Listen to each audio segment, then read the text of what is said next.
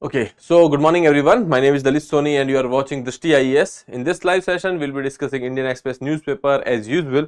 We'll be starting with the practice question, then we'll move to the fact of the day. After that, we'll be discussing some, you can say, constitutional amendment as part of our revision, and then we'll be moving to the important articles of the day. So here today we'll be discussing one, that is AFSPA in Manipur. When we talk about this, you can say Special Forces Act which is there. So in Manipur, AFSPA reimposed for 6 police stations. Center says situation still there. Is the you can say it is still volatile. Okay. Now, if you look at the map, you will be seeing that these 6 police stations are there in the valley region of Manipur. We will be seeing that what is the issue of Manipur. We will be seeing what is AFSPA, when it was imposed, what is the, you can say, power which comes with this particular act. Okay. Then we'll be moving to the next one. India's market corrections. Okay, we will be seeing what is market correction. We will see what is the market situation right now, how China is impacting it, and how you can say US's elections has impacted it. Okay, why there are still outflows with respect to FPI. All these things which we will be discussing. Now we have discussed that already, but that was given in the, this article was given in the explained section, so there was a lot to learn. So that is why I have taken this article. Now moving further, here you can say Australia to keep kids off the social media. We have given a passing reference to this particular news article earlier as well, but since it was there in the explain section, so we will be talking about that. This particular, you can say, discussion can be viewed in the, keeping in mind that something like that can be done in India, because of the situations everywhere is same. So we will be talking about that. Okay. So front page, we have already seen this Manipur news is there, which we will be covering. Other than that, these are political news, so we will not be going into details of that. And so start with the practice question. Okay, so question was related to your systematically, you can say, domestic systematically important banks. Okay, that is DSIBs. Okay, Reserve Bank of India has notified 3 banks. Okay, earlier also they were the same banks which were under this particular category. Now these banks are considered as too big to fail. We cannot afford that these banks, face some kind of crisis.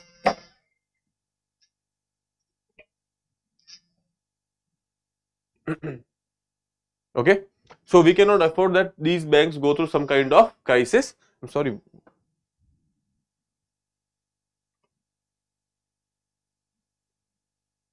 Okay. So when we are talking about these banks, these are too big to fail, and RBI has given the name of 3 banks. One is your SBI, second your ICICI, and third is HDFC. So these are your systematically important banks. So option C would be your right answer over here. State Bank of India, HDFC and ICICI Bank. We have talked about these, so you don't have to worry about it. If you have not watched it, you can go and watch the yesterday's session, wherein we have discussed about the systematically important banks. Okay, now let's move further.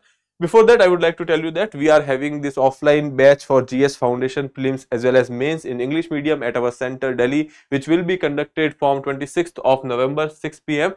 and you can directly visit the center for the admissions, or you can call on this number for any kind of query, that is 8010440440. Okay, and if you have not subscribed the channel, please subscribe the channel. Have a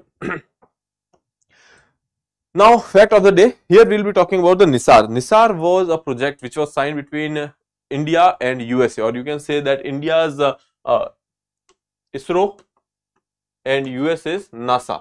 Okay, so it was basically your NISAR satellite which was signed between these 2 countries. Okay, in 2014.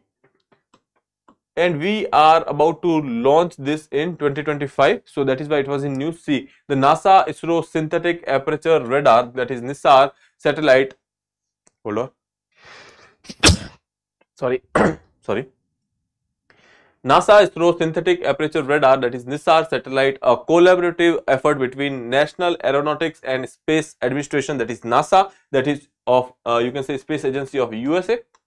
Then Indian Space Research Organization ISRO, that is you can say Space Agency of India, is scheduled to launch early in 2025 from Satish Dhawan Space Center in Andhra Pradesh, India. So now there are 2-3 facts which are important for you. One, the name, or the, you can say, acronym which is there, that is NISAR. What is the full form of that? That is NASA ISRO Synthetic Aperture Radar. It is between 2 space agencies, that is NASA and ISRO. Other than that, it is being launched in 2025 from Satish Dhawan Space Center in, you can say, Andhra Pradesh. Okay, so this is about NISAR. Now talking about this, what is the objective and what the satellite will do. So the satellite will be launched into a low Earth orbit (LEO) using ISRO's GSLV. We have various launch vehicles. So this will be launched via GSLV Mark 3, sorry Mark 2. Okay, and it will map the entire globe every 12 days, offering consistent data on ecosystem, ice mass, vegetation, sea level rise, groundwater, natural hazards like earthquakes, tsunamis, volcano and landslides. So basically it will be going for the mapping, it will be going for the, it can be used for the early warnings, etc. Okay, so there are various arenas where it will be working, that is your ecosystem related data, ice masses, vegetation, sea level, groundwater, natural hazards like earthquakes, tsunamis, volcano and landslides. Okay, I hope that is clear. Now we can move further to the constitutional amendment part. We have talked about few of them in the last session. Now we will be talking about the 61st Amendment Act 1989. Now this act becomes important because that was the act through which the voting age was reduced from 21 years to 18 years for the Lok Sabha and the state assembly elections. Okay, so please remember that 61st Amendment Act 1989 is the one from which your age of voting was reduced from 21 years to 18 years. Then moving further, 65th Amendment Act 1990 provided for the establishment of the multi-member National Commission for Scheduled Caste and Scheduled Tribe in place of the Special Officer for Scheduled Caste and Scheduled Tribe. Earlier we used to have a provision that there would be a special officer for SC and STs. Now they have come up with the commission. Okay, so that was the constitutional status which was given over here, National Commission for the Scheduled Caste and Scheduled Tribe. That was through 65th Amendment Act 1990. Okay, then 69th Amendment Act 1991 accorded special status to Union Territory of Delhi by designating it as a national capital territory of India, and amendment also provided for the creation of the 70-member Legislative Assembly and a 7-member Council of Ministers for Delhi. Okay, so this is what you can say 69th Amendment has done for Delhi. They have actually designated it as the national capital territory of Delhi. Second thing is they have provided for the state assembly over here and the council of minister for Delhi. Okay, though it is a union territory, still it is having a state legislature, or you can say legislative assembly. I would not say state legislature, I will say legislative assembly. Okay, so I hope that is clear. Now let's move further and start with our discussion. That is, in Manipur, AFSPA reimposed in 6 police stations. Center says situation they are still volatile.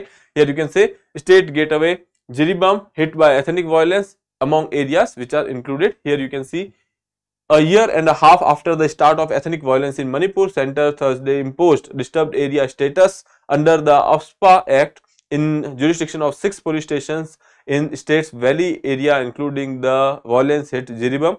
Okay, the Ministry of Home Affairs issued a notification citing that the situation is volatile in Manipur and instances of active participation of insurgent groups in the heinous act of violence. Considering all these factors, they have imposed AFSPA again in the 6 police stations. When we talk about the valley area, that is dominated by Metis. So when we look at the physiography of Manipur, we will be seeing in the further slide that what is the issue over there. The return of AFSPA, which provide immunity to the armed forces, indicates the situation in Manipur has not improved even after a year and a half of the ethnic divide. Fault lines run deep and targeted violence has also staged comeback. The reimposition of AFSPA suggests a crackdown is imminent. Okay, so basically they are saying that reimposition of AFSPA, that is giving you an indication that the situation is not good over here. We'll see what is happening in the Manipur first. Okay, so if you look at the Manipur's map, it looks something like this. Okay, it cannot be, you can say, to the scale. So it looks something like this, and in the center they have this, you can say, valley region. Okay, in the center they have this valley region that forms nearly, you can say, 10% of the geographical area of Manipur. Okay, that is 10% of the geographical area of Manipur, and the nearby, or the, you can say, outside area or the peripheral area, you can see this is basically hilly area or hilly or mountainous terrain which is there, that forms 90% of the area of Manipur. Now the thing is, when we talk about this valley region, that is dominated by one community, that is Metis. Okay, these Metis are politically dominant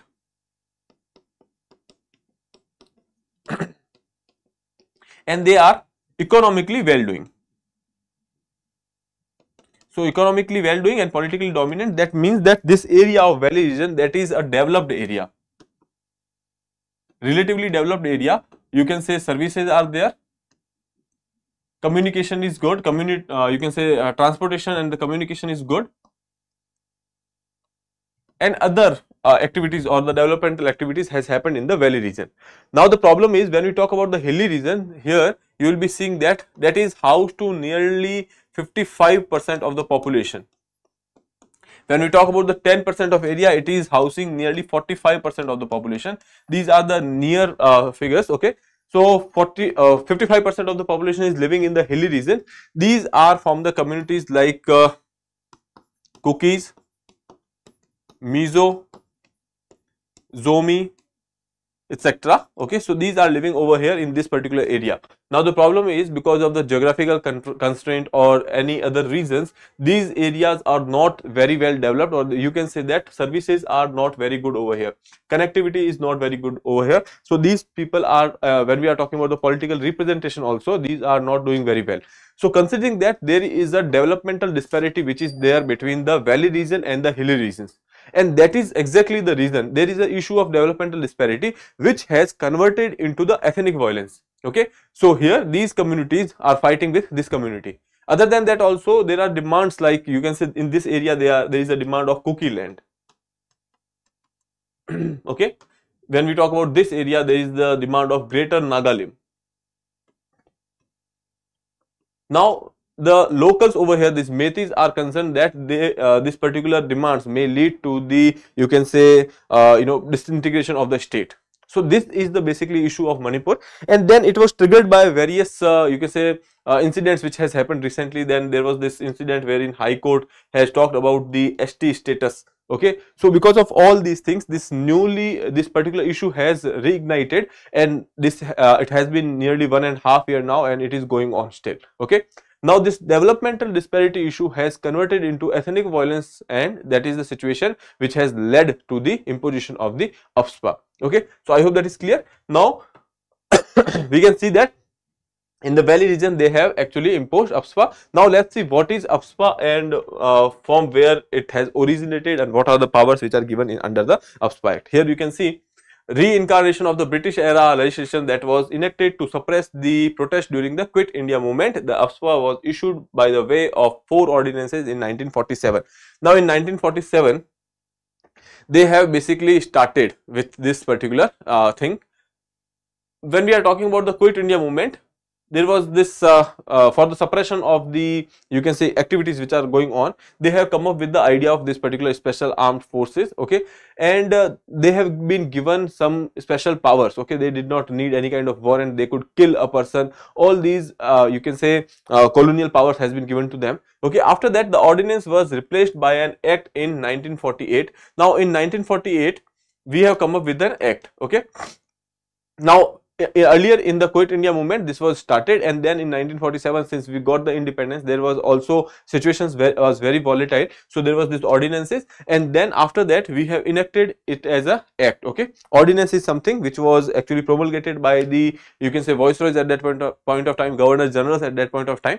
Okay, now coming to the next part, they have actually enacted an act in 1948, and the present law effective in the northeast was introduced in the parliament in 1958.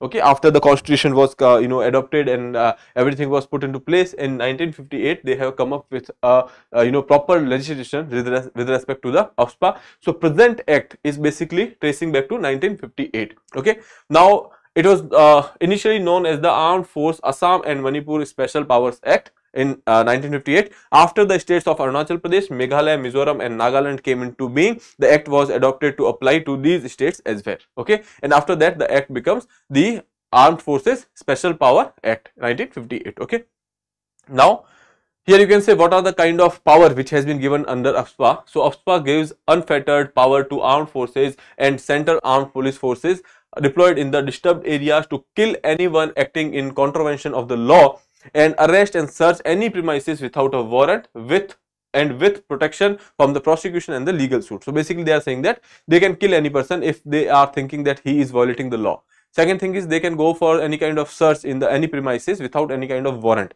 Third thing is they are immune from the prosecution. Okay, for the prosecution of the, you can say, personnel which are deployed under the UPSPA Act, there is a permission which is required from the central government. Okay, so that is the kind of immunity which has been given to the personnel under the UPSPA Act. Now the law was first came into picture in 1958 to deal with the uprising in the Nagaland. Okay, so when we are talking about this area, there was this uprising from the Naga community which was there. So with respect to that, we have first gone for the making it effective.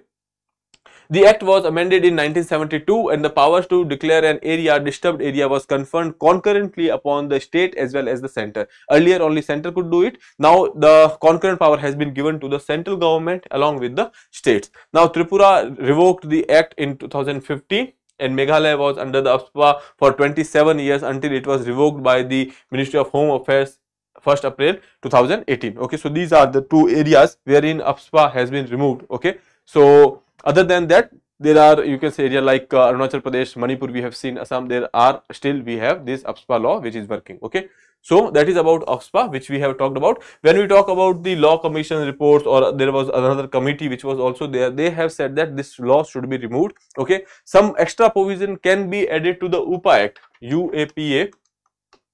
You can add some extra provisions over here and then you can apply this particular act. These are the recommendations from various committees.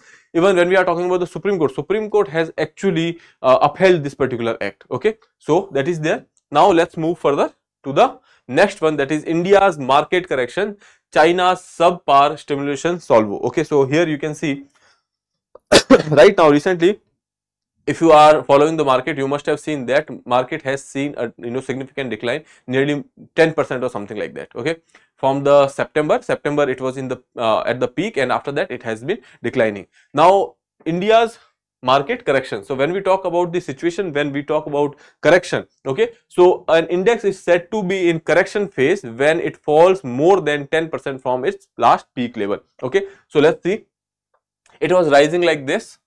At September, we have seen the peak, and after September, there was a decline. Okay, and now this decline is basically nearly or equal, more than or equal to 10%.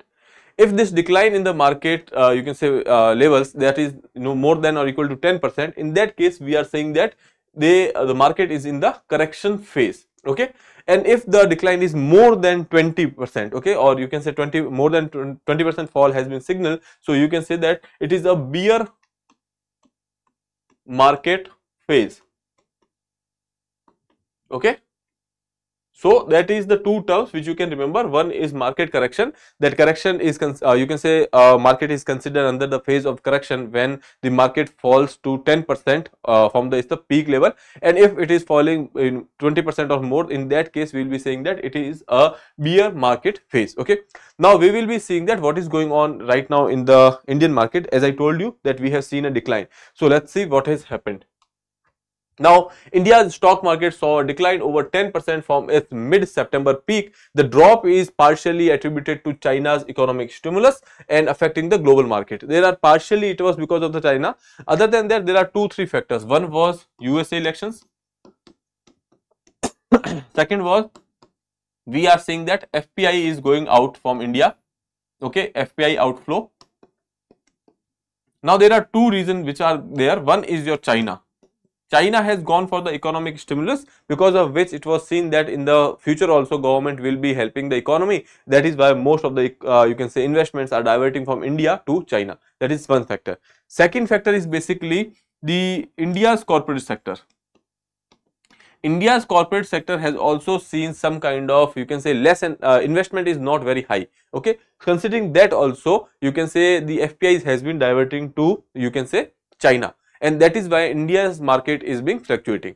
Now, China's stimulus efforts. So basically, China has given two stimulus recently after COVID. There has been 2 economic stimulus which has been given. Stimulus means that external support by the government. Okay, the recent one which has been given recently, that is related to the debt restructuring. The local governments or the local administration over there has taken debt, but because of certain reason and the economy was not performing well in China, and because of which they would not be able to pay the interest and the loan back, and because of which there was a, you can say, a huge you can say defaults which were there with respect to the local administration. To support that, the Chinese government has given this economic stimulus recently. Okay, now that stimulus is mostly dependent or you can say mostly it is there for the debt restructuring. Okay, so this is not supporting the consumer demands etc, but that is, you know, fulfilling the void which has been created by the interest rates and the loan, and the economy was not performing well, so these local bodies were not able to pay back the loan. For that they have gone for the debt restructuring. That is one thing. Second thing is, after COVID they have also gone for the economic stimulus that was related to the investments and the infrastructure development. Okay, that was focusing on that, but the thing is, unfortunately, China's economy could not recover to that particular as they hoped for. So right now in China you will see that there is lack of consumer demand. There is lack of consumer demand in China, and because of which China is focusing more on the exports. Because China has created an you can say when we talk about the products which are there, China has actually manufactured the products, but there is no market domestically over there, so they are focusing to get it outside their country. They are selling it outside the country, so they are focusing on the exports right now.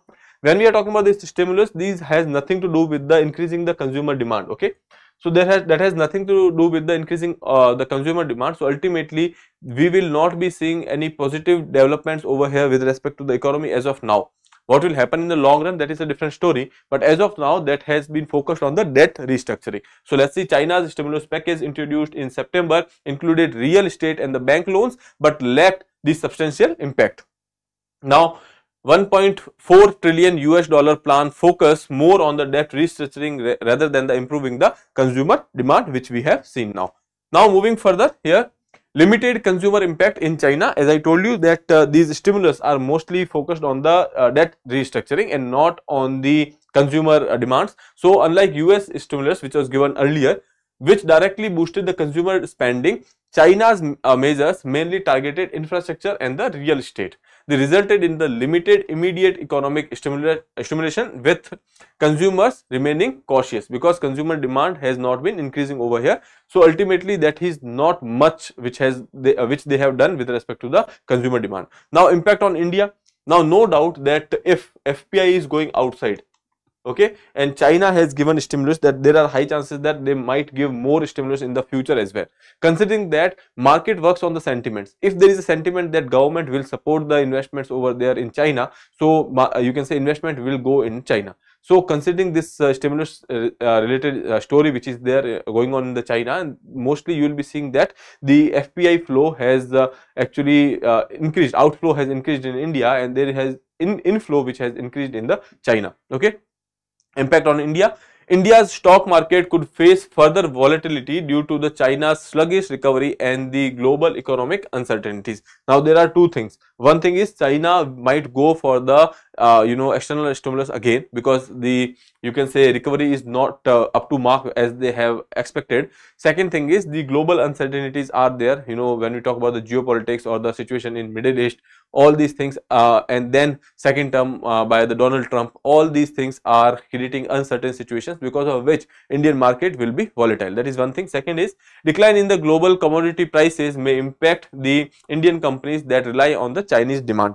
Now that is one thing. Other than that also, when we are looking at the India's corporate sector, that was not doing very well. Okay, recently in the last report which we have seen yesterday or day before yesterday, we have seen that the you can say production is increasing or the output has increased, but still there is a long way to go for India. So considering that, India's you can say economy will be impacted. There will be volatility in the Indian markets. Okay. Now, what is the way forward, or what is the future outlook? India's market may continue to experience the fluctuations as the economic growth in China remains slow. Other global factors such as USA's fiscal and the monetary policy could also influence the Indian market's stability. Because of the Trump's second term, we know that earlier we were expecting that there will be US Federal Reserve's rate cut. Okay. What will happen in the future, now we don't know, because Trump has different policies, so we have to wait for that. So ultimately market will still remain unstable, or there will be fluctuations. Okay. So that is about the you can say India's market correction related article which we have talked about. Now we can move further to the next one, that is basically related to the economy sailing smoothly on the strong macroeconomics fundamentals. Now I will not go into details of the article because we have already talked about this article.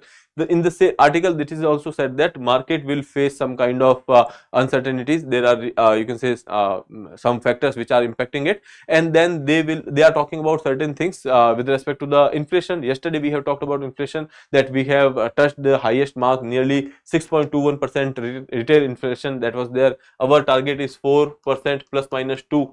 Okay, so that is basically 2% to 6%, but it is more than 6% right now. Okay, so there are few people who are of opinion that RBI should cut the rates, look through the food prices and boost growth. They are saying that RBI should not be worried about inflation right now, because that inflation is because of the food prices, that will go away. Right now RBI should worry about growth. So that are some opinion. And on the other hand, here you can see, in the current challenging global environment, the Indian economy continues to remain strong, led by the robust macroeconomic fundamentals and the stable financial system and resilient external sectors. That has been said by the Shaktikant Das, that is the, you can say, governor of RBI. So he is saying the economy is doing good, there is nothing to worry about. Okay.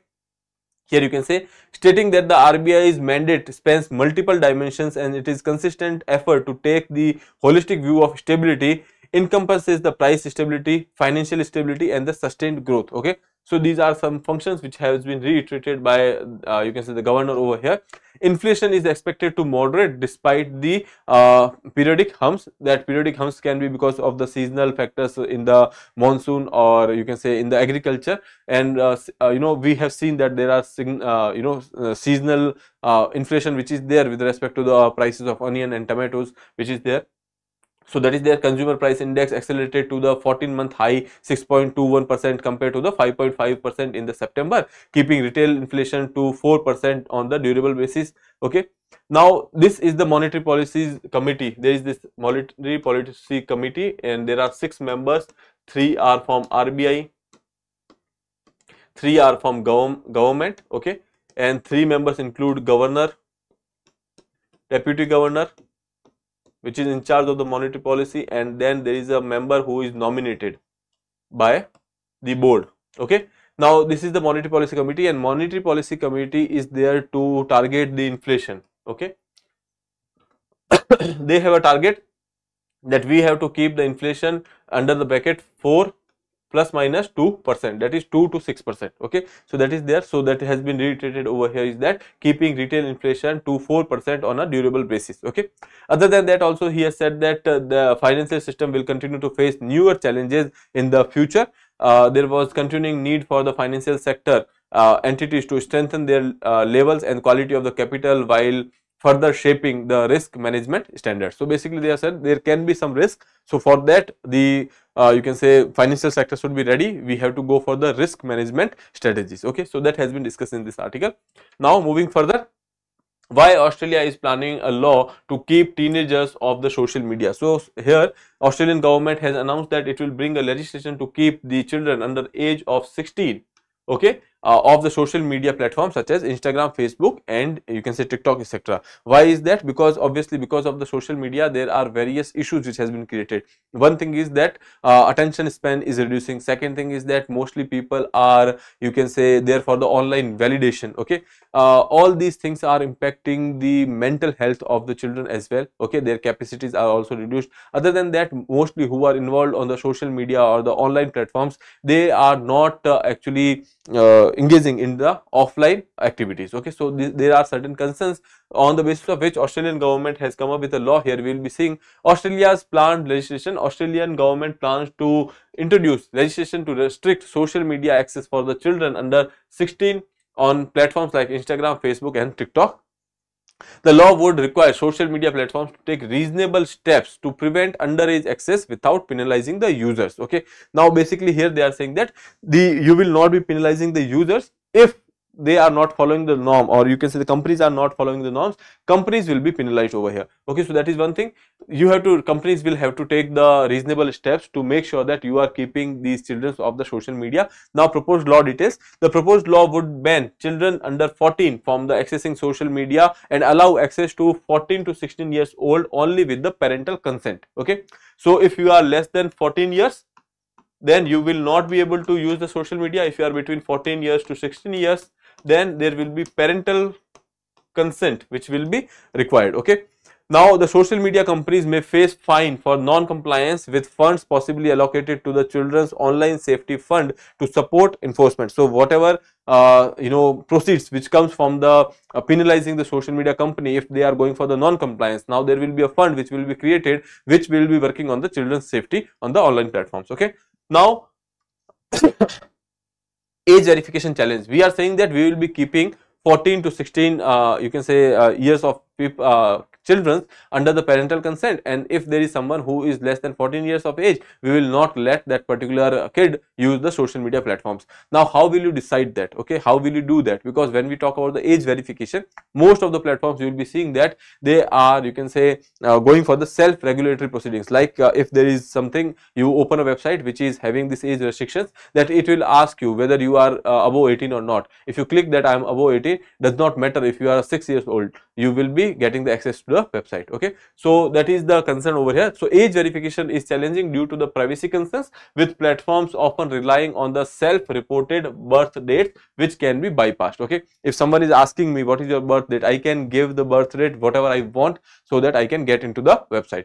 Then potential solution include the using government issued IDs, credit cards or facial recognition technology through these raise the privacy concerns. Okay, so you are giving your government IDs, or you are giving your credit card details, or you are going for the facial recognition, etc. These will be having the privacy related issues. Okay, so that is the challenge, that how will you go for the age verification. That is for them to decide. Impact of social media on the adolescents. So social media overuse lead to addiction, withdrawal and the neglect of the offline activities. As I told you, they will not be involving into the offline activities, impacting the youth's mental as well as the physical health.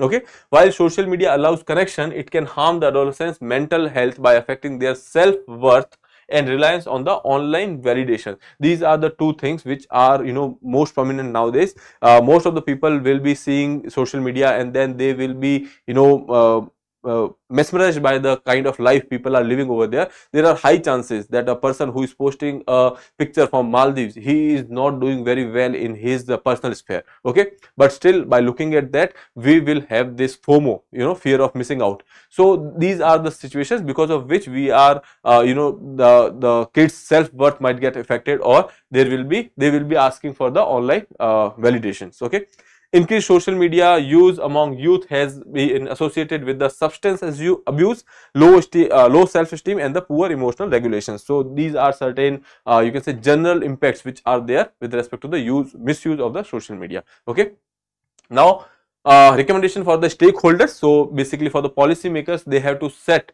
age appropriate safety standards and enforce child protection policies. Then second is companies, they have to ensure transparency, implement the strong privacy standards and enforce strict age verification measures. Okay, then for the parents and the caregivers, so here promote offline family activities, establish healthy boundaries and discuss online behavior and safety with children. Okay, these are some certain general guidelines which are there. Okay, so that is with respect to the Australia's new initiative to restrict people from restrict kids from using the social media. Now next is Argentina walks out, French minister cancel the trip to Baku. You know that COP29 is going on, and in COP29 Argentina has made a comment on France, and after that there was some discussions, and Argentina said that they are walking out of the COP29. On asking that whether they are walking out from the Paris Climate Agreement, they have said no, they are just walking out of the COP29. On this incident when it happened, so the French ministers who were supposed to be participating in the COP29, he has actually cancelled the plan. So that is that.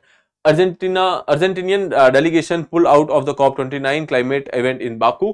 Trump is expected to once again take the USA out of 2015 Paris Agreement. We know that in 2016 when Trump came to power, he has withdrawn from the Paris Agreement. Okay, Joe Biden again got into the agreement, and now there are chances that it can happen again. These are speculations again. The Trump is expected to once again take the US out of the 2015 Paris Agreement, as he did when he entered office in 2016. His successor Joe Biden got the country back into the agreement. Blamed Argentinian, you can say, when we are talking about this particular issue, so they have blamed France for alleged human rights violations in some of the overseas territories, and he has made a similar attack on the Netherlands as well. Okay, now ties between France and Azerbaijan has been tensed because of the issue in the Nagorno-Karabakh region. Okay, so when we talk about this Nagorno-Karabakh issue, which started in 2020, this is a contemporary issue, which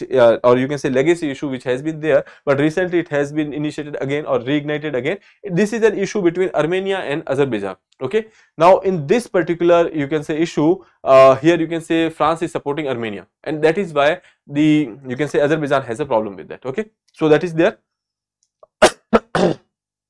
Now France, however, will continue to participate in the climate conference negotiation, and here you can say ties between the France and Azerbaijan has been strained, particularly since the war between Azerbaijan and Armenia over the region Nagorno-Karabakh started in 2020, and the France support for the Armenian cause.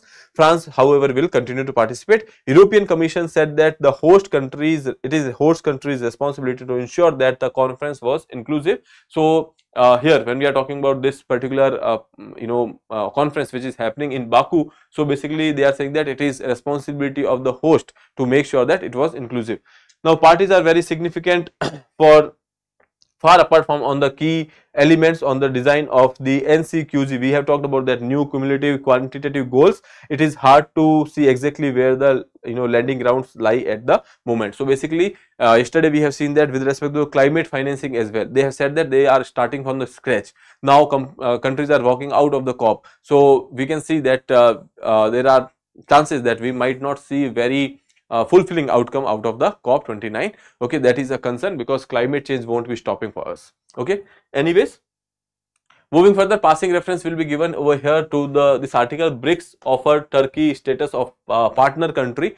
Okay, that is what has been said by the trade minister of Turkey. So basically when we are talking about the BRICS, you know that it has been expanding, and recently there are few you can say members which has been added in the BRICS, and Turkey is also one of the countries which wants to get into the grouping because it is trying to, you can say, maintain the balance between the westerns and the western countries and the eastern countries. Okay, now Turkey is basically a NATO member and has recently in recent months voiced interest in joining the BRICS group of the emerging economies comprising of Brazil, Russia, India, China, South Africa, Ethiopia, Iran, Egypt and UAE. Okay, so these are the countries which has been recently added. Earlier there were only 5 countries, that is Brazil, Russia, India, China and South Africa, which was there. Okay, now Turkey has been entered as a partner country. So this, you can say that this is a step forward wherein we will be seeing in the future that Turkey might be a member of, you can say, BRICS.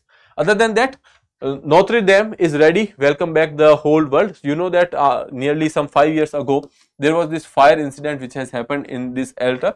Okay, so because of which that was closed, and there was it was for the renovation. So Notre Dame, which is there in, you can say, Paris, will be reopening. So just know that it was in the news, so I have given a reference to that.